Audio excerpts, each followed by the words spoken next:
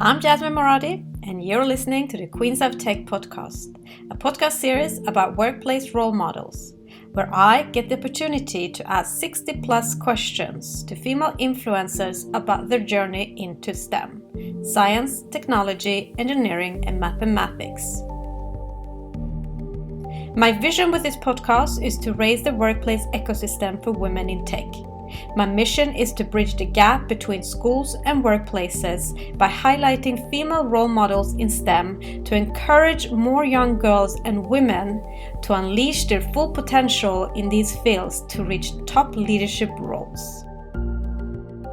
In this episode, I'm very excited to welcome my guest, tech queen Liliya Lavitas, data science manager at Twitter. Hi, Liliya. Hi, Jasmine. Pleasure to be here. Well, I'm so happy to have you joining us from Boston, USA today. How are you? I'm doing well. Thank you. Now, let us dive into your journey into STEM. Hope you're ready for the Queens of Tech 60 plus questions. Let's warm up with a few fun facts about you. How would you describe your personality in 3 hashtags?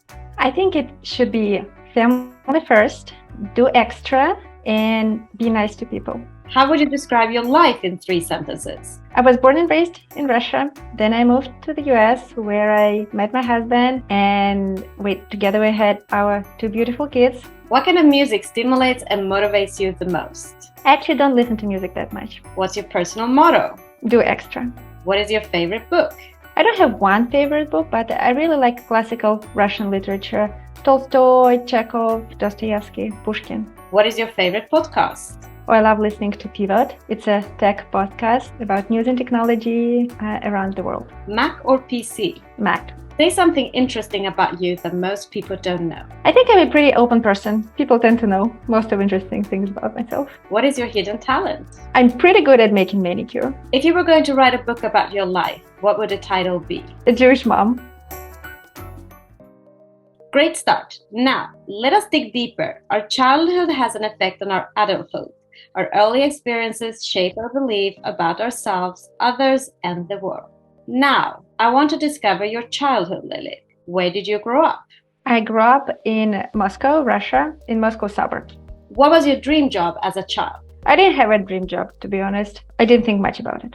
What was your favorite subject in school? I really loved math and history. What was your least favorite subject? Gym. I was a pretty weak and clumsy child. What is your earliest memory of technology and the arrival of the internet? I remember how my parents bought our first PC. It was in late 90s. I thought it's pretty useless. I didn't know what to do with it other than playing cards and other simple games. Which were the 3 first technology gadgets you owned? My cell phone, it was a very simple cell phone, which I bought very young from my pocket money, my Walkman, and my Tetris. Who was your female role model growing up and why? My mom, for sure. And she still is my female role model. She's amazing. She was driving her own business, spending tons of quality time with us, and taking great care of her family. How do you think where you grew up and the school you went to and the generation you come from influence your education and career choice? I think it influenced it a lot. I was very fortunate with my school. It was an average public school, but it happened to be so that kids in my class and around me were super talented, super strong, great friends who influenced me a lot. Many of them now are very successful people working in different areas and industries around the world. Interesting. Now, I'm going to read 2 quotes. First one, how does the universe expect me to choose a career path at 16? I can't even choose what I want for dinner. Second, Abraham Lincoln said, the best way to predict your future is to create it. So Lily, I want to know the choices behind your career path. What did you study at university? I was studying applied math and computer science. Who and what influenced you to get into your chosen field? It was a very natural choice. Both my parents are engineers, so it was pretty clear to me that I will go into STEM. Specifics of STEM, I liked math more than other STEM subjects, and I was ambitious enough to be willing to get into the best program, which happened to be applied math and computer science. What professional roles have you had before that led you to the current one? I have always been working as a data scientist, even before this term existed. In my first roles, my title was predictive analyst, data analyst, but it was in essence of data science. So all my career was in data science field. What does Twitter do and what is your title? So Twitter is a tech company where people chat about things which are happening in the world. And my title is data science manager. I'm in charge of a team which oversees health of content on Twitter. How did you get the job? Recruiter reached out to me. What does a typical workday look like for you? As a manager of a pretty large team, my day is typically full of meetings. I would say at least 4 or 5 hours of meetings, and supporting my team, working on strategic projects in between those meetings. I love the quote, choose a job you love and you will never have to work a day in your life. So Lily, what do you love about your role? I really love working with my team and to see them grow. My best days in my role is when my team gets recognition they really deserve, when people on my team get award, when people get promoted. It's something that is really rewarding for me. What is the best experience you've had in your role so far? Things around recognition of my team and their great work. And what is the biggest challenge you've encountered so far? As managers, we sometimes need to do unpleasant things, such as giving hard feedback or delivering hard messages. This is never easy. What do you wish everybody understood about your role? I think data science is such a buzzword, and many people have different understanding of what it can mean, and it actually can mean different things. So I think it will be nice if people will grow in realization of how diverse data science can be. What is the one common myth about your profession or field that you want to disapprove? That all work we do is super fancy. It's not. We do also non-fancy stuff. What do you love about working in the tech industry? Impact, first and foremost. Work we are doing impacts millions of people across the globe on a daily basis, and we see fruits of our work in a very short cycle. Oprah Winfrey quoted, think like a queen is not afraid to fail. Failure is not a stepping stone to greatness. Lily, what have by far been your biggest achievements in your career? Yeah, I think the biggest achievement so far is the moment of my PhD graduation. I arrived to my PhD graduation with my 2-year-old daughter, pregnant with my second child, and as a full-time research scientist at Amazon. It was pretty good. What's the biggest factor that has helped you become successful? Any success habits? People around me, my family, my husband, my parents, my friends. It won't be possible without them. How do you measure your own performance at work? Against my goals, depending on what my current goals are. So do I make progress towards my goals? And these goals change every year. I revisit my goals frequently. What is your biggest failure in your career and what did you learn from it? I don't think I ever had significant failures, but I did have an unpleasant experience where I had an experience working in a pretty toxic environment and I didn't end it sooner. I was trying to make it work, and rather I should have stopped it without trying to make it work. What is inspiring and motivating you the most in your role and career right now? Impact we're making for Twitter users, for global conversation. Let us now jump into the influence of mentorship and role models. Role models can consciously or subconsciously be a powerful force in our lives. In addition, mentors can guide us through our career journey and open up the world of possibilities. Lily, do you have a mentor today? I do. Somebody I work with. What does that person inspire and motivate in you? They inspire me to be bold, to be explicit rather than being implicit, and to be honest with myself about what I want. Who is the female role model you look up to in your field? There's somebody who I don't know in person. They are a CEO of Visa. This is a lady also from Russia. She's a mother of 3, and I've been listening to some of her interviews. I think she's amazing. History shows that it has been more common for men having mentors and role models in business than women. How important do you think it is to have a role model and mentor during one's career? I think it's very important to have a role model, somebody to copy from, basically. Let us move on to leadership. Shirley Sandberg, CEO of Facebook, quoted, "Leadership is about making others as a result of your presence and making sure that the impact lasts in your absence." What does leadership mean to you? Making sure that people I guide benefit from it. What do you consider a good versus a bad leader? Good leader cares about their team and is being honest with them with the good and bad news. Bad leader cares about themselves and is not being open with their team. Who is your favorite female tech leader? CEO of Visa, the person I referred to previously, her name is Ekaterina Petelina. How would you describe yourself as a leader? I'm very compassionate, I'm very inclusive, and I try to make sure that everybody on my team feels included and feels been taken care of. And as a leader, what values are most important to you? Inclusion, equality, opportunities. What leadership lessons have you learned that have formed you into the leader you are today?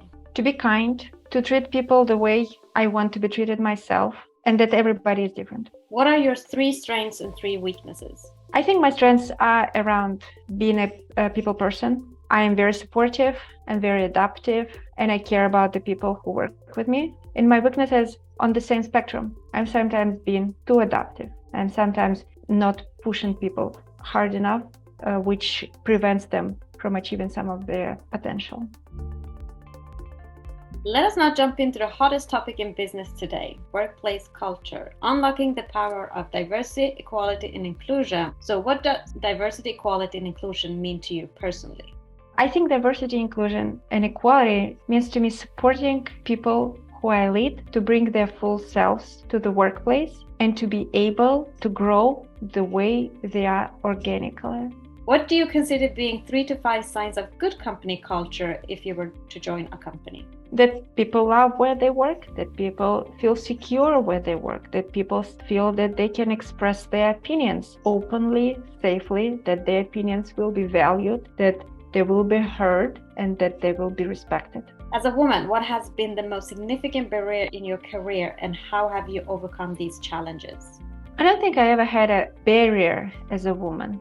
But at the same time, as a mother of young kids, I'm sometimes thinking of a quote from Ruth Ginsburg that you can have it all, but you cannot have it all at the same time. There are certain times and there are certain phases where career cannot be prioritized at the same time with other things. In my own experience with my first daughter, I was on maternity leave for 6 weeks only. I came back to work after 6 weeks. I was doing Ph.D. at the same time and I was working. It was a lot. It was difficult. And I do think that I pushed myself too hard. With my second one, even though I had longer maternity leave, I had 12 weeks, which is pretty typical for the US. It's not unheard of. I had a 2-year-old back at home. I was a research scientist at Amazon and a mom of an infant. It was too much. It was too much work. I was pushing myself too hard and I was not asking for the help I needed. At the time when kids are that young, it's important to prioritize your mental health, your family, and to be fine with having your career to slow down to the bare minimum. Why do you think it's important for more women to join the tech industry, especially as leaders? Because we're great. Women are great. It's so much fun to work with women. Women are compassionate. Women are super efficient. We do so many things at once. We can multitask much better than many men. It's awesome to work with women. Do you and how do you speak with your female and male colleagues about diversity, equality, inclusion challenges, especially salary gaps?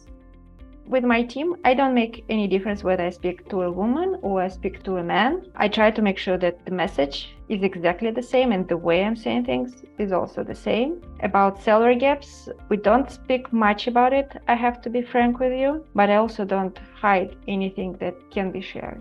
There are many public and internal discussions about the barriers women face from reaching higher positions in the tech industry. How do you feel it has affected and is affecting you, and what is your advice on how to best unblock these roadblocks?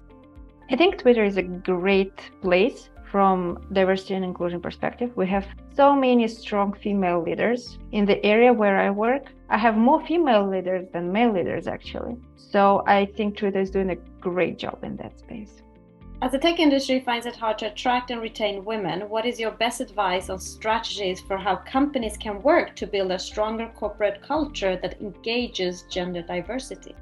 In my personal experience, the most challenging time where there is really big difference in experiences from female and male perspective is the time around maternity leave and paternity leave. So making sure that company provides sufficient maternity and paternity leave, that people are encouraged to take full advantage of this benefit is very important. What would you say are the few challenges and possibilities of implementing diversity, equality, inclusion culture in a workplace today? I think there are still some challenges around educating and informing people about the importance of this subject. There's tons was done in the past, but there is still more work in that space that needs to be done about educating and informing people, talking to people about unconscious bias, talking to people about their blind spots. And we all have biases. It's a natural mechanism to have bias, but it's very important to work on it, to correct them, to acknowledge them, and to make improvements in that direction. Why and how do you think companies would benefit from having workplace gender diversity, especially better gender representation at C-level? I've heard of somebody talking about it, but unfortunately I don't remember who that was, that if you have a board of 20 people with the same background, it's as good as having one person. When you have 20 people coming from different backgrounds, you can hear 20 different perspectives, 20 different voices, 20 different point of views. This is why you want to have 20 people, not one. How much do you think the industry has changed regarding this subject since you joined? I think industry is making great progress. People start to realize that they want to serve diverse population, and to serve diverse population, they need to hire diverse population to have it represented properly among workforce. Looking back on your career, what one thing would you have changed in your working environment to break the bias? Be more explicit and not to make assumptions. Looking forward, what will you do as a leader to improve the bias for the next generation of women in tech? From my position, I try to do mentorship a lot. I try to mentor young female and male people early in their careers, and we talk about it. So it's important to keep talking about it. Let us move on to another hot topic in business today, which is workplace life balance and mental health. Lily, you have without a doubt a busy lifestyle. How do you take care of yourself to maintain a good mental health? A lot of sport, prioritizing and making sure I do have time for myself. I block it in my calendar. Also on my calendar, I do have blocks for my kids' time where I'm not available for work. Have you ever experienced burnout? I did not. I'm lucky not to have it. What motivates you every day to get out of bed? I really love my job. I really love my kids. I really love my husband. I love my day-to-day life. What is your advice on how companies can create a more mentally healthy workplace in the new now? Encourage people to prioritize their mental health. Provide tools for mental health. I can give you an example. I was actually surprised to learn it, that Twitter as a benefit has counseling. So everybody on my team has access to help if they feel that they need help. We need to make sure that people know about this benefit, and this benefit is being utilized. People also need to be respectful of other people's calendars and priorities. We're working across different time zones, so to be very mindful of other people's time, other people's calendars, and other people's needs. Now, let us wrap up with a few words of wisdom and piece of advice for our listeners. Lily, what is the best piece of advice you have been given that has helped you during setbacks in your role and career? Do extra. Always try to run extra mile. Sometimes it's not obvious. Why shall I be doing this? In the future, it always gets rewarded. Is there something you wish you would have known, or a skill you wish you had when starting out in the tech industry? I don't think it's tech industry specific. It's more of a general understanding that everybody is in charge of their own career. No manager will take care of your career for you. It's your responsibility to think about it consciously, to make long-term plans, to evaluate yourself against your goals, to revisit your goals. It's on you to take care of it. If you had the ability to go back in time when you were just at the beginning of your career, what advice would you give to your younger self? What I just said, be responsible for your career. What advice would you give to young girls and women wanting and trying to break into the STEM fields today?